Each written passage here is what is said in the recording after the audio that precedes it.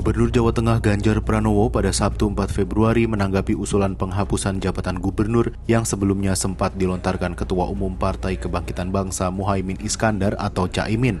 Ganjar menilai penghapusan jabatan gubernur tidak mendesak. Saat ini banyak hal lebih urgen guna mengurus masalah masyarakat seperti kemiskinan dan pengangguran.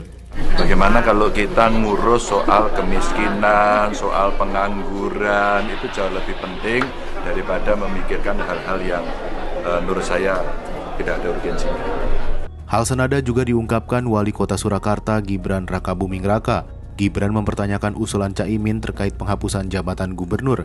Gibran sendiri memandang jabatan gubernur penting untuk koordinasi antar wilayah yang tidak dapat diputuskan oleh masing-masing kepala daerah. Sebagai wali kota, Gibran mengaku kerap mendapat arahan dari gubernur. Kita tuh selalu dapat arahan dari gubernur. Kalau misalnya koordinasi antar wilayah tidak jalan, ya saya sambati sama Pak Gubernur, diselesaikan Pak Gubernur, itu loh. Berbeda dengan Ganjar dan Gibran, Gubernur Jawa Barat Ridwan Kamil menyebut penghapusan jabatan gubernur bisa dilakukan melalui referendum. Pasalnya, jabatan politik saat ini mulai dari wali kota maupun bupati hingga presiden diputuskan berdasarkan aspirasi masyarakat. Pertanyaan itu yang paling bijak adalah dijawab oleh rakyat sendiri. Jadi kalau mau melakukan perubahan, tanyalah kepada rakyat. Eksistensi gubernur, wali kota, presiden partai juga dulu diputuskan sesuai aspirasi rakyat. Jadi pertanyaannya, kalau mau ada perubahan-perubahan silakan, karena negara ini dibangun oleh kesepakatan. Kesepakatan tertinggi datang dari aspirasi rakyat. Jawaban saya, sebaiknya tanya kepada rakyat, bentuknya bisa referendum.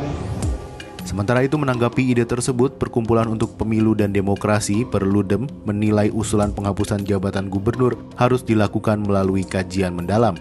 Meski demikian, hal itu tak memiliki urgensi di tengah fokus persiapan pemilu 2024 mendatang.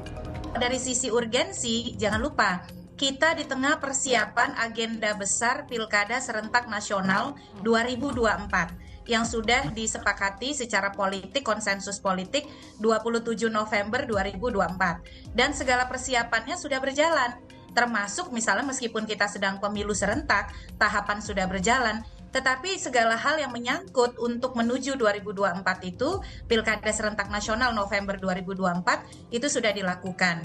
Tentu kita tidak mau mundur ya, justru kalau kita berubah lagi, segala hal misalnya di tengah penjabat yang sedang direkrut dan seterusnya, ini bisa justru menjadi persoalan baru. Terkait usulan Caimin, Presiden Joko Widodo menyebut hal tersebut sebagai lumrah terjadi di negara demokrasi.